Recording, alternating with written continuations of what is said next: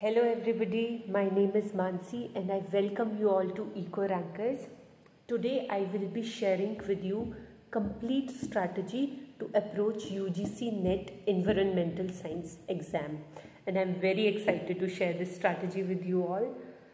So the reason why I am making this video is because when I myself was preparing for UGC NET JRF EVS, the biggest problem that I faced was that there are many resources available on the internet, but there is no roadmap to approach this exam, right? There is nobody to tell you how many times you have to study the syllabus, how many revisions do you have to give. Everybody tells that you have to focus on PYQs, but what way? How do we have to focus on PYQs? What we have to take out of them? So this I couldn't really find. So I cracked a strategy for myself. I prepared a strategy and it worked really well. So I thought, now that I've started this venture, now that I've started this academy kind of thing, so I should definitely share this strategy with you all. So let's start. I'll walk you through this. I will walk you through the presentation. I'll tell you what we are going to do. First, we are going to understand the requirements of this exam. We are going to understand the exam pattern and requirement and how do we have to carry out the revisions. Also, I am going to tell you how do you have to approach the PYQs. I will be guiding you. I will not be creating a plan for you, but I will be guiding you to create a plan for yourself. I will then also tell you some revision techniques that you can follow after you have completed the syllabus. So I will be telling you everything that I did from start to end, and then something else that I learned on the way. So whether you are just starting with the preparation or you have been trying since quite a few times and couldn't crack this exam due to whatsoever reason, ये strategy आप दोनों के लिए है. एक new कमर भी इसको follow कर सकता है और एक जो पहले से प्रिपेयर कर सकता है वो भी इसको फॉलो करके आराम से यूजीसी नेट क्रैक कर सकता है. ये वीडियो स्टार्ट करने से पहले मैं कुछ एक मिथ्स बस्ट करना चाहूँगी जो इस एग्ज़ाम के अराउंड है. जैसे कुछ लोगों से मैंने बात की तो बोलते हैं कि 10-10 घंटे पढ़ना चाहिए, 1 साल लगता है, पूरे के पूरे 6 महीने लगते हैं. तो मेरा ऐसा मानना है कि अगर आप सही तरीके से पढ़ाई करें तो ना आपको 10 घंटे पढ़ने की ज़रूरत है, ना आपको 1 साल तक पढ़ने की ज़रूरत है. If you do things that are need to be done, तो आप जितना टाइम निकाल सकते हैं उसमें भी आप ये एग्ज़ाम क्रैक कर सकते हैं. Because you just have to crack the pattern. आपको बस ये समझ लेना है कि what is NTA wanting from us. एक बार आपने ये क्रैक कर लिया, फिर आपको कोई इस बात की चिंता करने की ज़रूरत नहीं है कि अरे 10 घंटे पढ़ना पड़ेगा, 1 साल पूरा देना पड़ेगा, 6 महीने पूरे देने पड़ेंगे. आप 3-3.5 महीने की डेडिकेटेड प्रिपरेशन के साथ you can very easily crack this exam. I myself did that. That's why I am very sure about it. And ऐसा नहीं है कि मैंने इसको बहुत अच्छे से पढ़ लिया था. No, थोड़ा थोड़ा सिलेबस का ज्ञान सभी को होता है, but no, I wasn't very much aware of the topics. So let's dive into this. I really hope that this strategy is going to help you. I want you to listen to me step by step and follow it if you think this is helpful for you. चलिए शुरू करते हैं. सबसे पहले जो लोग नए हैं यूजीसी नेट की फील्ड में, उनके लिए थोड़ा सा मैं एग्जाम का ओवरव्यू दे देती हूँ. 2 पेपर होते हैं, सबको पता है. सबसे पहला पेपर होता है जनरल एप्टीट्यूड का, which is of 50 questions, 100 marks का होता है. इसमें आपका जनरल एप्टीट्यूड टीचिंग के रिगार्डिंग वो टेस्ट करते हैं कि आपके पास बेसिक मैथमेटिकल स्किल्स हैं या नहीं, डेटा इंटरप्रेट कर पाते हो या नहीं, स्टैटिस्टिक्स का थोड़ा बहुत ज्ञान है कि नहीं, और जो है टीचिंग एप्टीट्यूड, रिसर्च एप्टीट्यूड आपका वो टेस्ट करते हैं. पेपर 2 में वो आपकी कोर्स सब्जेक्ट की नॉलेज टेस्ट करते हैं, जिसमें आपके पास 100 क्वेश्चंस आते हैं और 3 घंटे में आपको ये एग्ज़ाम कंप्लीट करना होता है. पेपर 1 और 2 मिला के, सेक्शन वाइज कोई टाइम लिमिट नहीं है, कंबाइंड टाइम है दोनों पेपर्स के लिए. अब इस एग्ज़ाम में एक और सबसे बड़ी बात है, वो है नो नेगेटिव मार्किंग. अब ये मेरे लिए थोड़ा सा कंट्रोवर्शियल सब्जेक्ट है, क्योंकि मुझे ऐसा लगता है एक कॉम्पिटिटिव एग्जाम में नो नेगेटिव मार्किंग का होना नुकसानदायक ज़्यादा है और फ़ायदा उसका कम है. ऐसा क्यों? क्योंकि जब आपको लगता है कि I have nothing to lose, अगर मैं ये क्वेश्चन मार्क भी कर दूंगा तो क्या ही हो जाएगा ज़्यादा से ज़्यादा। ऐसे में मिस्टेक्स के चांसेस बढ़ जाते हैं और आपके पेपर को अटेम्प्ट करने की एक्यूरेसी घटती जाती है। आप मतलब you tend to be careless कि अगर गलत भी हो गया तो it is going to do me no bad, एक क्वेश्चन के नंबर ही तो नहीं मिलेंगे, तो कर देता हूँ। तो ऐसे पेपर में जहाँ नेगेटिव मार्किंग नहीं है, एक्यूरेसी को मेंटेन करना बहुत ज़्यादा ज़रूरी है इतने कॉम्पिटिटिव एटमॉस्फेयर में। तो अगर एक्यूरेसी आप मेंटेन करेंगे तो it is going to help you a lot more than just studying. तो सबसे पहला स्टेप आपको क्या करना है? सबसे पहला स्टेप आपको ये समझना है कि जो यूजीसी और एनटीए है, what do they want us to study, हमें क्या क्या पढ़ना है कि हम जाके एग्जाम निकाल पाएं। अब ये आपको कहाँ से पता चलेगा? ये आपको पता चलेगा सिलेबस से। तो what I want you to do is you have to go to the website, official website of UGC NET. You take a print out of the syllabus from there. आपने सिलेबस को print out कर लिया और आप उसको हमेशा अपने पास रखें, अपने डेस्क पे रखें, या आप कहीं जाते हैं पढ़ने लाइब्रेरी में, वहाँ पे उसको प्लेस कर दें, but you keep it with you all the time. अब ऐसा मैं क्यों बोल रही हूँ आपको करने को? क्योंकि सबसे पहली बात तो आप ट्रैक करते जाएंगे क्या क्या आपने कर लिया, क्या क्या करना बाकी है, बहुत ज़्यादा सिलेबस बचा है क्या, टाइम कम बचा है क्या, ज़्यादा बचा है, मतलब ये सब चीज़ें आपका टाइम मैनेजमेंट में भी हेल्प करेगा। Time management not on a day to day basis but on a week to week basis, कि इस हफ्ते में इतना कर लेना चाहिए। आपके पास वो प्रिंटेड फॉर्म में होगा तो I think it is going to help you a lot more. इसके अलावा दूसरी चीज़ क्या है कि आप एक बार सिलेबस को देखेंगे तो आपको पता चलेगा कि कौन से टॉपिक आपके लिए मुश्किल है, कौन से टॉपिक आपके लिए आसान है। यू योरसेल्फ कैन डिसाइड कि मुझे जियो साइंसेस से स्टार्ट करना है या मुझे EIA से स्टार्ट करना है। अब एक एग्जाम्पल के तौर पे ले लेते हैं, जैसे EIA एज अ सब्जेक्ट है, तो EIA मतलब या तो क्वेश्चंस बहुत कम आते हैं तो बहुत रिपीटेटिव आते हैं, और बहुत उसमें एक बोलते हैं ना कि मेमोराइजेशन का, रट्टाफिकेशन का बहुत काम है EIA में। तो उसका क्वेश्चंस भी कम आना और सिर्फ रट्टा लगाना, कॉस्ट बेनिफिट रेशियो थोड़ा सा कम हो जाता है EIA को पढ़ने का। तो आपके पास अगर कम समय है तो आप उसको बाद के लिए भी छोड़ सकते हैं, मतलब आप अपने टॉपिक्स को प्रायोरिटाइज कर सकते हैं, कब मुझे कितना कैसा क्या पढ़ना है, ठीक है। और दूसरी बात, ये आपको इररेलेवेंट टॉपिक्स पे टाइम वेस्ट करने से भी बचाता है। अब जैसे जियो साइंसेज है, जियो साइंसेज में ज्योग्राफी भी है, जियो साइंसेज में जियोलॉजी भी है कि आपको अर्थ का पूरा इंटीरियर भी पढ़ना है और अर्थ पे एक्सटीरियर में क्या क्या है वो भी पढ़ना है। तो मतलब बहुत वास्ट है environmental Jio sciences in itself, बहुत ही ज़्यादा वास्ट है। लेकिन आपके पास अगर सिलेबस होगा तो you can decide that this is what I want to read and this is what I don't want to read. आपको मतलब इररेलेवेंट टॉपिक्स पे ऐसा टाइम वेस्ट करना ही नहीं है जो एनटीए पूछना ही नहीं चाहता है, राइट। तो सिलेबस का आप एक प्रिंट आउट ले लेंगे सबसे पहले। उसके बाद सिलेबस का प्रिंट आउट लेने के बाद आप क्या करेंगे, जो मैंने अभी बताया कि आपको देखना है क्या पहले पढ़ना है क्या बाद में पढ़ना है, इसमें आपको 1 हफ्ता कम से कम लगाना है डिसाइड करने में कि ये सब मैं पढ़ूंगा, ये सब मैं नहीं पढ़ूंगा या बाद में पढ़ूंगा, लास्ट के लिए रखूंगा। प्लीज़ अपनी तैयारी को 1 हफ्ता ज़रूर दें, मतलब तैयारी एज इन तैयारी तो थ्रू आउट ही चलती रहेगी, प्लानिंग को दें आप 1 हफ्ता, है ना। कुछ भी आप कोई भी काम करने जाते हैं तो उससे पहले प्लान करना होता है ना। Someone is going for a fight, they plan for a fight, जंग लड़ने के लिए जैसे प्लानिंग होती है, स्ट्रैटेजी बनाई जाती है, वैसे ही ये जंग ही है यूजीसी नेट एक प्रकार की। तो आपको स्ट्रैटेजी ज़रूर बनानी है इस 1 हफ्ते में। स्ट्रैटेजी बनाने के साथ साथ आपको अपने सोर्सेज भी कलेक्ट करने हैं।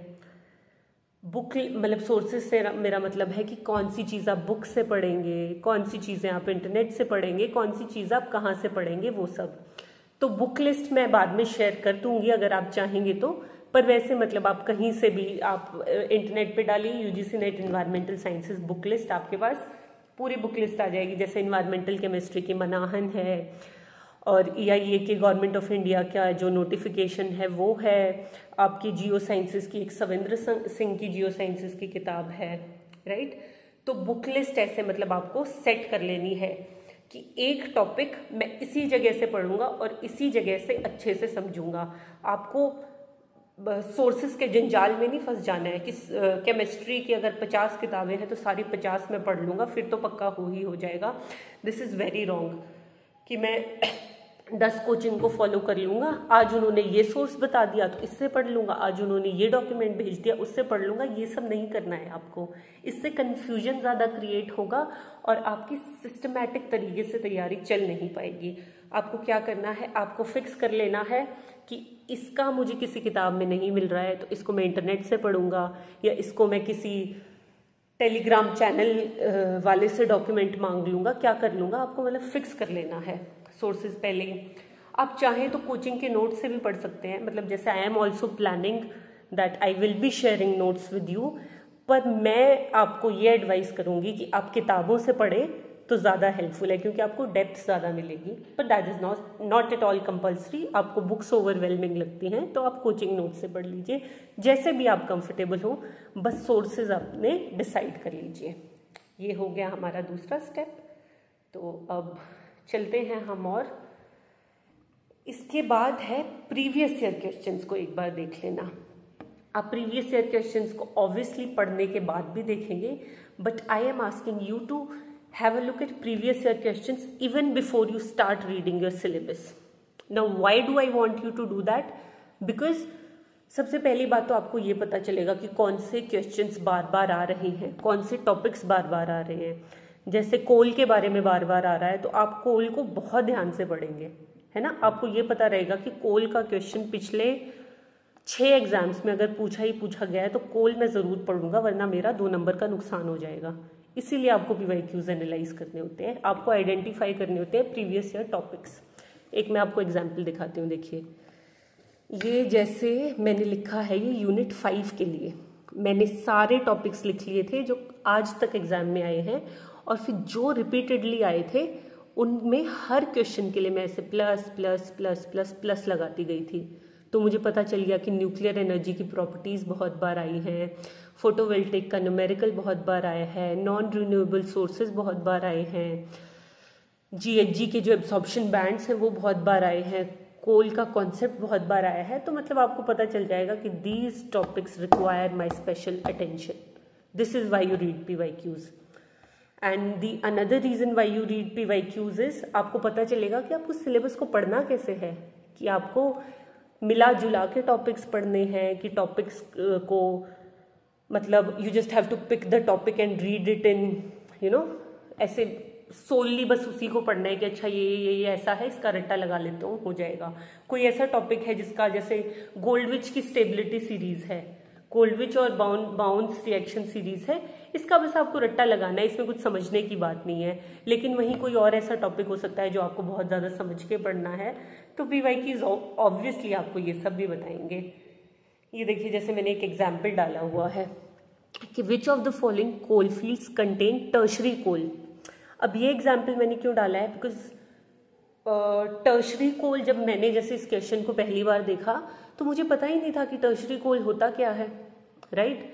लेकिन बाद में जब मैं गई अपने नोट्स में गई तब मुझे पता चला कि अरे भाई, टर्शरी कोल और लिग्नाइट कोल सेम होते हैं। तो अगर मुझे पता हो कि टर्शरी कोल को ही लिग्नाइट कोल बोलते हैं तो मैं इसको आराम से आंसर कर सकती हूँ, क्योंकि लिग्नाइट के बारे में तो हम सब पढ़ते ही हैं। तो ऐसे कॉम्प्रिहेंसिवली आपको चीज़ों को पढ़ना है, ये नहीं कि अरे अच्छा कोल है, 4 तरह के कोल होते हैं, एंथ्रासाइट, बिटुमिनस, ये वो, लिग्नाइट, पीट, बस पढ़ लिया, इसकी प्रॉपर्टीज़ पढ़ ली, हो गया ख़त्म। नहीं, आपको ये भी पढ़ना है कि उनको किस और नाम से जाना जाता है, इंडिया में किस तरह के कोल पाए जाते हैं, कौन कौन से कहाँ पाए जाते हैं। That's one. उसके बाद दूसरी बात ये रहेगी कि जैसे इसका आंसर, इसका करेक्ट आंसर मान ले जो भी है, इसका करेक्ट आंसर है कि D और B, नेवली कोलफील्ड्स और माकुम कोलफील्ड्स 2 जगह पड़ते हैं। अब मैंने करेक्ट आंसर तो देख लिया कि B और D है, पर मुझे ये ही नहीं पता कि रानीगंज कोलफील्ड्स में फिर गोंडवाना मिलता है। तो ये भी पता होना ज़रूरी है ना मुझे, क्या पता अगली बार ये आ जाए। तो आपको सिर्फ और सिर्फ PYQ का स्टेटमेंट ही नहीं देखना है, आपको बाकी ऑप्शंस के आंसर्स भी देखने हैं कि बाकी ऑप्शंस जो गलत ऑप्शंस हैं, why have they been given, और उसका क्या फ़ायदा है। तो क्या किया हमने अभी तक? हमने सिलेबस को प्रिंट आउट निकाला, सिलेबस को समझा और फिर PYQs को एनालाइज किया। ये सब हमने कर लिया अपनी प्रिपरेशन में। इसमें मान लीजिए लग गए 10 दिन लग गए आपके। तो ये 10 दिन के बाद फिर आप शुरू करेंगे फर्स्ट रीडिंग। फर्स्ट रीडिंग सिर्फ और सिर्फ अंडरस्टैंडिंग के लिए है। आराम आराम से धीरे धीरे बस पढ़ेंगे, अंडरस्टैंडिंग डेवलप करेंगे। कोई हम इसमें जल्दबाजी नहीं करेंगे, कोई हम नोट्स बनाने की कोशिश नहीं करेंगे। बस ये देखेंगे कि अच्छा ये ऐसा होता है, अच्छा हमारी अर्थ है, अर्थ का स्ट्रक्चर ये है, अर्थ के स्ट्रक्चर में कोर है, क्रस्ट है, मेंटल है, ये है वो है।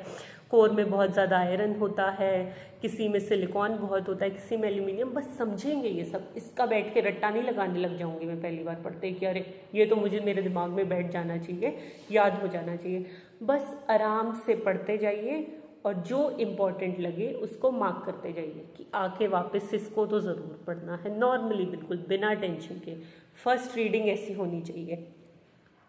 ये मैं आपको एक एग्जांपल दे रही हूँ कि आपको फर्स्ट रीडिंग को मतलब ट्रैक करना है कि अच्छा यूनिट 1 हो गई, दूसरी हो गई, तीसरी हो गई। एक टारगेट जैसा सेट कर लेना है कि 3 हफ्ते अगर मुझे लगाने हैं फर्स्ट रीडिंग में तो 3 हफ्ते में हो जाना चाहिए, 1 महीने में हो जाना चाहिए। What ever works for you personally. सबका अपना अपना होता है, कोई मतलब ज़बरदस्ती करने की ज़रूरत नहीं है। अचीवेबल टारगेट्स रखिए कि इतने टाइम में कर लूँगा आराम से।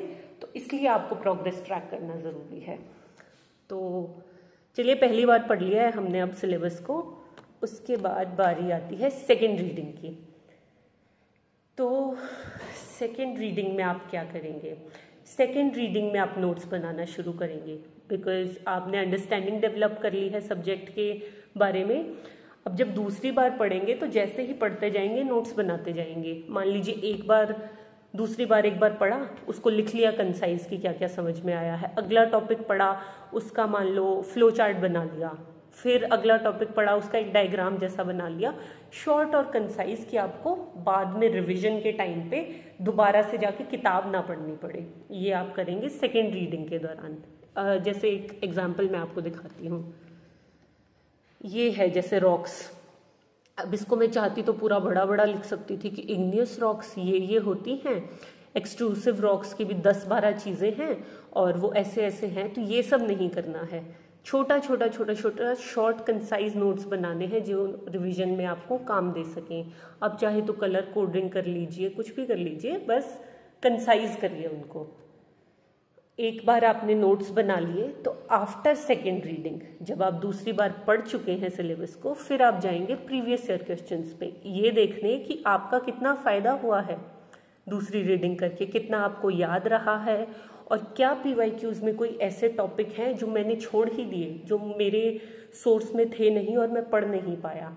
तो ऐसे आप PYQs सॉल्व करेंगे, हर ऑप्शन को देखेंगे, हर क्वेश्चन को देखेंगे बहुत अच्छे से। ये आपकी लर्निंग को रीइंफोर्स करेगा। पहला रिवीजन करवाएगा, दूसरा गैप्स आइडेंटिफाई करने में मदद करेगा, तीसरा आपको ये बताएगा कि क्या क्या आपसे छूट गया है ना, और किस किस चीज़ को आपको दोबारा से पढ़ने की ज़रूरत है, किस चीज़ पे स्पेशल अटेंशन की ज़रूरत है कि ये तो याद ही नहीं हो पा रहा है मुझसे। पहली रीडिंग, दूसरी रीडिंग के दौरान नोट मेकिंग और नोट मेकिंग के बाद PYQs का एनालिसिस। ये हम ऐसे सिस्टमैटिकली चल रहे हैं। अब PYQs भी कर लिए, दूसरी रीडिंग भी कर ली, अब बारी आती है ढंग से रिवीजन की। रिवीजन करने के बहुत सारे तरीके होते हैं। जैसे सबसे पहला हो गया एक्टिव रिकॉल। एक्टिव रिकॉल क्या कर लिया, जैसे ये मेरी नोटबुक है, इसमें नोट्स मैंने बनाए हुए हैं, मैं इसको सामने रख दूंगी, मैं इसमें देखूंगी नहीं, मैं खुद को रिपीट करूंगी कि अच्छा इसमें ये लिखा हुआ था, इस टॉपिक के बारे में ये इन्फॉर्मेशन है। फिर जाके मैं वेरीफाई करूंगी कि मैंने सही रिकॉल किया या नहीं। इसको बोलते हैं एक्टिव रिकॉल। इस तरीके से आप सारी रिवीजन करेंगे। उसके बाद दूसरा तरीका है स्पेस्ड रिपीटिशन का। जैसे आज मैंने यूनिट 1 रिवाइज कर ली, दूसरी बार मैं उसको 3 दिन के बाद रिवाइज करूंगी, तीसरी बार मैं उसको 1 हफ्ते के बाद रिवाइज करूंगी। स्पेस देते जाएंगे अपनी रिवीजन में ताकि वो ज़्यादा हमारे ब्रेन में रिटेन हो।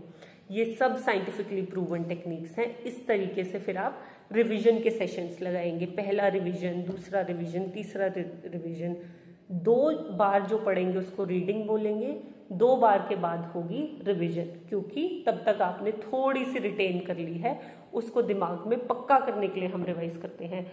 और रिवीजन और PYQs के बिना तो आप ये एग्जाम क्रैक कर ही नहीं सकते, because nobody is that sharp कि 2 बार पढ़ने से सब याद हो जाएगा। आपको रिवीजन 100% करनी पड़ेगी और आपको PYQs सॉल्व 100% करने पड़ेंगे। ये एक तरीका है कि आप रिवीजन करते करते ऐसे फ्लैश कार्ड्स बना सकते हैं कि मान लो ये जैसे AQI वाला टॉपिक है, अब AQI वाले टॉपिक में कुछ समझने का तो है नहीं, सीधा याद करने का है कि कौन कौन से पॉल्यूटेंट्स एनालाइज किए जाते हैं, है ना, और किस कैटेगरी की वैल्यू कितनी है, और जैसे ये है कि कौन सी टर्म किसने कॉइन की थी, बायोम शिपमर ने, बायोडाइवर्सिटी वॉल्टर जी रोजन ने। तो इसमें कुछ याद करने का थोड़ा ही ना है, मतलब इसमें कुछ समझने का थोड़ा ही ना है, ये तो बस मेमोराइजेशन है। तो मेमोराइजेशन के लिए छोटे छोटे फ्लैश कार्ड्स आप बना सकते हैं कि दिन के किसी भी टाइम निकाला हमने फ्लैश कार्ड, उसको पढ़ा देखा और वो हमारे दिमाग में बैठ गया। तो ये है हमारी रिवीजन की स्ट्रैटेजीज।